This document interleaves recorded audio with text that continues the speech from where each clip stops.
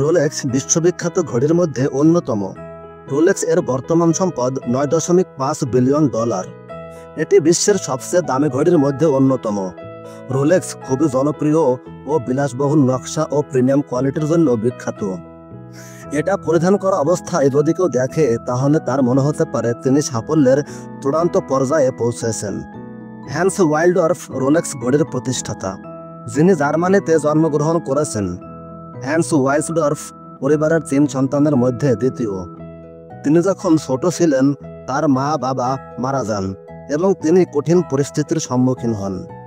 তিনি মাত্র 12 বছর বয়সেই অনাথ হন, কিন্তু তার অসহায়ত্ব বা একাকিত্ব তাকে দমিয়ে রাখতে পারেনি। তিনি বিশ্বের সর্বাধিক ও বিশ্বমানের ঘড়ি কোম্পানি রোলেক্স তৈরি করেছিলেন। 19 বছর বয়সে একটি ঘড়ি তৈরির কারখানায় কাজ শুরু করেন। তার কাজ ছিল প্রতিদিন শত শত ঘড়ি পরীক্ষা নিরীক্ষা করা, আর এই সময়ে ঘড়ির পার্টস এবং তার উৎপাদন সম্পর্কে সম্যক জ্ঞান লাভ করেন।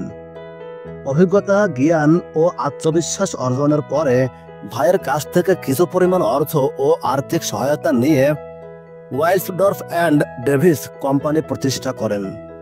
প্রথমে তারা ঘড়ির উপাদানসমূহ আমদানি করে সেগুলোকে একত্রিত করে ঘড়িতে রূপান্তরিত করত, আর সেই ঘড়িগুলো জুয়েলার্সের দোকানে বিক্রি করত।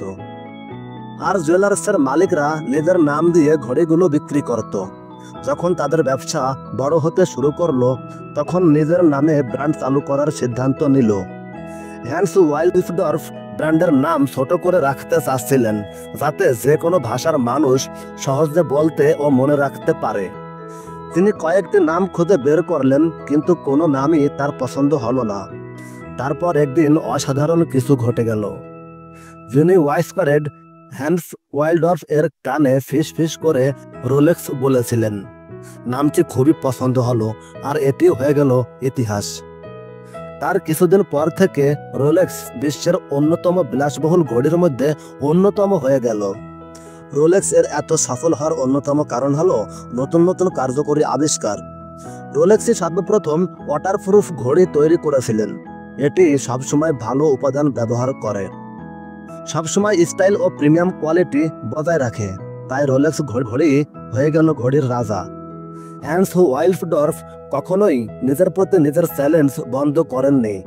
তিনি সবসময় অপেক্ষাকৃত ভালো ও ব্যতিক্রমী চিন্তা করতেন।